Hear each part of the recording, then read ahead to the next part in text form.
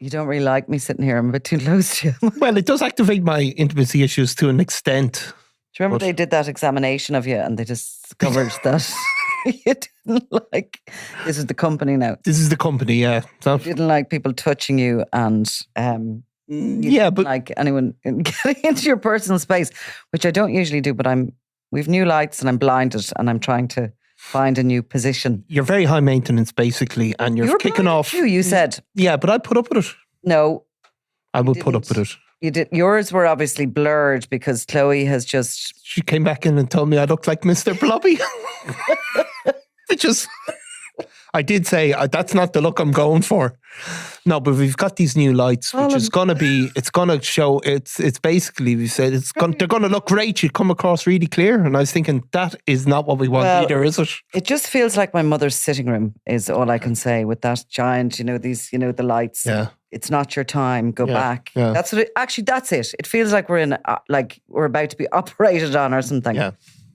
So, but apart from that, it's brilliant. And I mean, they're fabulous new lights. Yeah, and I don't look like Mr. Blobby. You don't look like Mr. Blobby now. You ever have a bit of a roll of it, have you? I don't know. Colin and everything. Yeah, I'm having a tough time.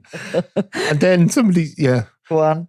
Well, and somebody suggested that you're implying hordes of L1s were looking to kidnap me and put me in the cellar, which... Well, I was implying that. Well, you were implying that, yeah. Not hordes, maybe, but a few. Shawn McGovern has been moved. Speaking about people who are locked up. Yeah, speaking of Mr. Blackman. Yeah. He has been moved, or rather, he's moved himself. It's interesting the way the prison system works, isn't it? Because, of course, he was initially put in because he, sort of onto the A5 landing, I think it was initially. And he's put in there and he couldn't have been happy with his neighbour. No. Joseph Pilani. Yeah, see, I suppose they bring somebody into the prison system first, and Shawn McGovern is certainly, there's fears that he's under threat from all sorts of angles, including his own side, the Kinahan side, but also obviously people associated with the Hutches and, anybody else. So what happens then is there's an assessment as it goes on. I think the prison system, in the prison system, they speak to certain people. Shawn McGovern will be asked, is he under threat from anybody in particular? That's one of his, entrance interviews. And then they speak to other people to see if he's accepted onto any other wings. I actually think I'm getting a headache. Okay. Sorry, that's just the lights again. Yes, he's asked, would he be accepted onto other wings? And there's certain kind of deals done, I suppose. There's certain deals done, and there's people of influence who will accept somebody on or not. Now, obviously, for our purposes, everybody is, even on our headline on the story you wrote on the weekend, it's McGovern taken under the wing of Kinahan cartel killer. Yeah. Speaking about Niki McConnell. But of course it is slightly more complex as well, in that although Niki McConnell is serving life for the murder of Garrett Hutch, he was effectively a freelance hitman. He was, but, look, these guys are survivors and they find ways of earning a crust when they're in prison. They don't provide protection services for free, essentially. McConnell has an interesting criminal history. We'll go into that in a minute, but he's already providing protection for another guy on this new A4 wing where Shawn McGovern has been moved. And that's for Nathan MacDonald, who was the director of the Ballyseedy Garden Centre, a man who got 12 years recently for his role in the attempt to ship crystal meth from Ireland to Australia. Yeah. He had a pretty hands-on role in the organising of that shipment, and he had stored the meth in his garden centre in a specifically designed piece of equipment over a number of months. But if you remember, Nathan MacDonald appeared in court for a sentence hearing. He had a mask over his face, but he had literally just been released from hospital because he had been attacked in prison. And he'd been jumped on. Now, do they ever get to the bottom of this? Was it just a personality clash? He was working as a cleaner, so there was a possibility he was coming under pressure to move things around the prison.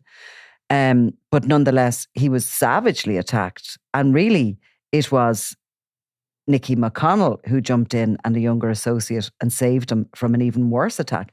Now, he had his jaw smashed up and he had it wired and everything by the time he appeared for sentencing. Yeah, and of course there was Niki McConnell's, role as an altruistic, defender of the weak was called into question by people. But there is a belief that somebody like McConnell, who has obviously a long history of involvement in gangland crime and also has a reputation as somebody who's capable of violence, that the reason he would protect somebody is that there would be an advantage in it for him rather than just acting out of the goodness of his heart.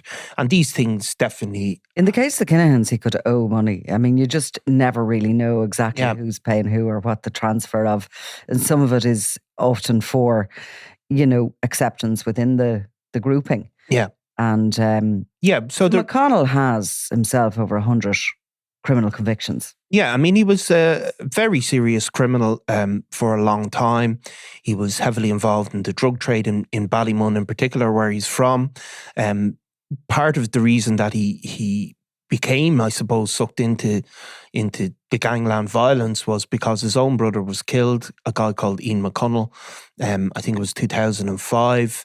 That was a very controversial case in that, although it was one of these feuds that certainly didn't generate the same level of attention, there was tit for tat incidents for many, many years in the aftermath of it. Niki McConnell would have been very young when his brother was killed, probably only a teenager still. There was a guy who was eventually convicted and is serving a life sentence. But there was a sort of waves of violence, and Niki McConnell, as he became older, started associating with far more serious criminals. Some of the people on, I suppose, the fringes of Eamon the Don Dunn's gang, he would have known them, other figures as well.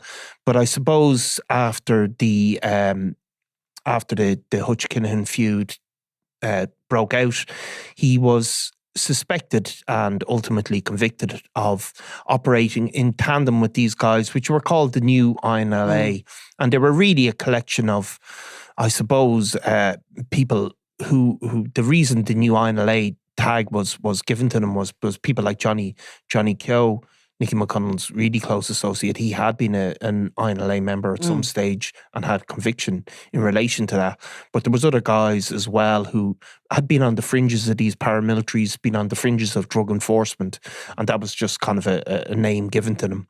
Like with Gerard Mackin was involved. There was a kind of I suppose there was the INLA. Yeah. And then there was a leadership battle, as there always is with these dissident groupings. And Gerard Mackin, I think, believed that he was going to get leadership of it and came down from the north, but instead it went to a guy from Tala, and he wasn't going to be anyone's subordinate, so he kind of broke out himself and ran a group who were just hired out for any sort of criminal activity, really. Yeah. Did any of them have any political leanings at all? Well, I mean, Johnny Keogh had certainly been convicted in relation to the INLA, and Gerard Mackin had been caught making pipe bombs. He'd been caught making pipe bombs, and Gerard Mackin had been associated with various dissident groups. I think it was initially the Continuity IRA. But really, like, all of those paramilitary groups and all of the dissident groups attached these sort of psychopathic types really attached themselves to them one way or the other. But by the time the Hutch Kinahan feud had broken out, any political leanings were long gone. That grouping was primarily, I suppose, involved in enforcement, shootings, all of that sort of stuff, rather, I suppose, than being directly involved in the drugs trade. Though Nicky McConnell would have been slightly different in that he had a number of convictions for drug dealing, and he certainly had a network of dealers operating in Ballymun who continued probably even after he had fled to Turkey. They were still heavily involved in the kind of street dealing trade around there. So he goes to Turkey on the run as such. At one point when holidaying in Turkey, Johnny Keogh, who would have been the father actually of Gareth... Johnny Hutch. Johnny Hutch, sorry, the father of Gareth Hutch, was holidaying there and jumped from a upper floor balcony, believing that somebody would come to the front door of his apartment door to kill him. He had survived a previous gun attack, no doubt lived out his life in paranoia. But the rumour was at the time, should that have been true, it was likely McConnell who was out there in Turkey. He survived quite a while out there. He survived quite a while. 2 years. He survived, he survived a long time, and I think he had some sort of business, legitimate business going there. I mean, Turkey, obviously, an extradition from Turkey would not be as straightforward as an extradition from Spain. Turkey is not a member of the EU, though it does have various treaties and legal arrangements in place. So I suppose the belief would be that it would have proved harder to extradite him. But ultimately he was extradited and he went on trial for the murder of Garrett Hutch. And that was July 2020 that he was returned from Turkey on foot of that arrest warrant, which at that point he was also on the worldwide Interpol wanted list since 2016, since that murder. Comes back to Ireland, goes on trial in the Special Criminal Court, and in December 2024, just gone, he was found guilty of the murder, making him the fourth man convicted in that case. So he goes into the prison system essentially as a lifer. So he's going to be a long time in there. But he's industrious, McConnell. Yeah. So he sort of starts looking at ways that he can make the prison a more comfortable place for himself. And he has a young associate there with him. And also, I suppose, that they can make a little bit of business for themselves and keep in with the right people. Yeah, and it's kind of interesting how he goes in there, although obviously this is a killing that he's serving life for, and his association, and the belief is that new INLA grouping were on a retainer from the very top of the Kinahan cartel, from Daniel Kinahan himself. He doesn't necessarily go in as a Kinahan cartel prisoner as such. Certainly he seems to have an okay interaction with them. But there is a kind of a Kinahan wing in Portlaoise. Certainly people like Liam Brannigan, who's now out, people like Peadar Keating, they're on that wing. But Niki McConnell is kind of separate. He pops up a couple of times. There's even before his conviction, there's a degree of violence in Portlaoise, and he's at the centre of that. There are also suspicions, at least, that he is getting people that are getting visits, that he's organising some drug shipments through that, or through drug smuggling. So yeah, like somebody like Nathan McDonnell, and we've spoken about Nathan McDonnell many times. The reason he's serving 12 years is because of that huge drug shipment. And we heard during that case that he wasn't merely somebody who stored it. He had some degree of involvement in attempting to export it and import those drug shipments. But nonetheless, Nathan McDonnell is not going to be a name that strikes fear into the guys in Portlaoise. Like he's about as far away from that as he could possibly get. So somebody like that goes into prison. He's in Portlaoise because of the level of his crime. It's Ireland's only high security prison, and he's in there amongst the hardest, some of the most dangerous prisoners in the country. And somebody like that, somebody like McConnell, has the ability to offer him protection effectively. You'd mentioned Peadar Keating, so that's really interesting because he is running that wing that he's on. And Keating, you have to remember, was sent to the UK where he was sentenced in relation to Thomas Bomber Kavanagh's gun plot. When Kavanagh's in prison facing a hefty drug sentence, which ultimately ends up being 21 years, he is trying to work out ways to reduce that. So he comes up with this elaborate scam to buy guns, dump them in Newry and hand them over essentially to the NCA as a piece of intel. He draws up a map for them and the guns are purchased, etc., and subsequently found. But what he doesn't realise is this whole plot is picked up on the EncroChat hack. And that results in him getting an extra 5 years on his sentence, his brother-in-law Liam Byrne getting returned from Mallorca to England, and he is jailed briefly and then let out. His son Carl Kavanagh is returned from Spain to the UK to face charges in relation to this. And as I said, Keating is brought over and pleads guilty to his role in it, which in actual fact, some of the evidence was interesting because Kavanagh is ringing him from prison, and Keating doesn't want to talk to him on the phone because he knows it's going to be listened to. And then Kavanagh gets his son to call over to Keating's house. Keating is at this point living in Tamworth and Birmingham as well with the phone, and he's on the other end of the phone. Dad wants to talk to you, kind of stuff. Yeah. But the long and the short of it is Keating, during that sentencing for that gun plot, says to the court that he's no longer one of Kavanagh's men. He has taken himself away completely.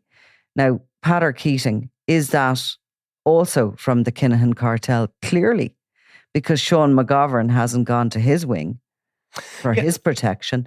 He's gone to McConnell, who would really not be as serious or taken as seriously a criminal as Keating. Keating would have been, I suppose, admired for his professionalism within the world of organised crime. McConnell is a little bit of a hothead. Yeah, but probably also a relatively... I suppose in prison it's different. Some of these people are tough and dangerous on a one-to-one level. Remember, like Niki McConnell, he was also providing protection at one stage for Jim Mansfield. Yes. So this is a role that that grouping took on. The Mansfield one, of course, was a strange situation that you had all of these, I suppose, aligned and unaligned paramilitaries all trying to offer this protection. Well, floating in and out of his house and his hotel. Exactly. And then you taking up residence, some of them. And even people like Nathan Kinsella, was he a paramilitary anymore? Or was he? Yeah. So these people are probably very dangerous people on a one-to-one level, and Niki McConnell probably is a very dangerous person. Certainly, capable of violence, and also, I suppose somebody like Keating was really a different sort of figure, really, wasn't he? But where McGovern sits in all of this, where obviously people like Keating, while he may have fallen out with Bomber, it doesn't mean he's fallen out with other people that would have known Bomber. People like Liam Brannigan, who would have been part of the Byrne organised grouping as well as the Kinahan grouping. So it's certainly it's a lot of them have kind of gone their separate ways. Somebody else actually on this new A4 wing where McGovern is now settled down, and apparently he's doing okay in prison. Yeah. He doesn't have any, as you said to me before, he's already been in custody for quite some time in Dubai. So this Portlaoise regime is probably a little bit easier, but he's doing a few little jobs and the cleaning work. He's obviously looking forward to taking on this challenge at the Special Criminal Court, the legality of his extradition. But he's another new neighbour, a guy called Gerard Cruz, who is serving a sentence for his role in that murder and dismemberment of the teenager Cian Mulready Woods. And his role in that was he provided bags which were found at the murder scene, one of which contained a drill. And he also bought false registration plates for the car that was used to transfer his remains to Dublin.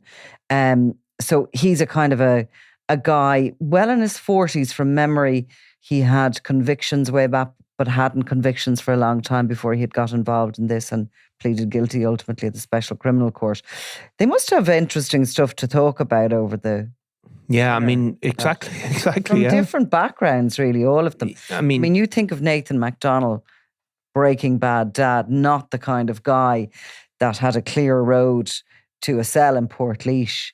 If you think of McConnell and his younger associate, hothead, violent, Ballymun enforcers, you've got Cruz and others who have done bizarre and got involved in very significant crimes, but they're probably kind of almost infamous for their involvement in those crimes because they've been so high. I think if you compare the lifestyle Shawn McGovern would have been living in Dubai, living in, literally the world's most expensive residential area in the world. I mean, Gerard Cruz, his crime, the murder of Cian Mulready Woods, he was done for a facilitation charge. was notorious and really infamous for obvious reasons, a child killed like that. But he would have been, an absolutely, just a tiny cog who was probably buddied along by people like Robbie Lawler. So yeah, it's a big difference from McGovern sharing his sausages with somebody like that, from coming from the world that he was inhabiting in Dubai, for sure. For sure. And he will be back before the courts. As I said, he's going to fight that legality of his extradition as well as other things. Still, week, yeah. I suppose it's coming up this week, is it? Yeah. And I suppose there's still that all eyes on the Emirates to see when and if Daniel Kinahan follows him. Yep. Thanks, Niall. Thanks, Nicola. I'm Nicola Tallant and you're watching Crime World, a podcast about criminals, drugs and the underworld in Ireland and across the globe. Make sure you subscribe to our channel and turn on notifications so you can be the first to watch all our latest episodes. You can also listen wherever you get your podcasts.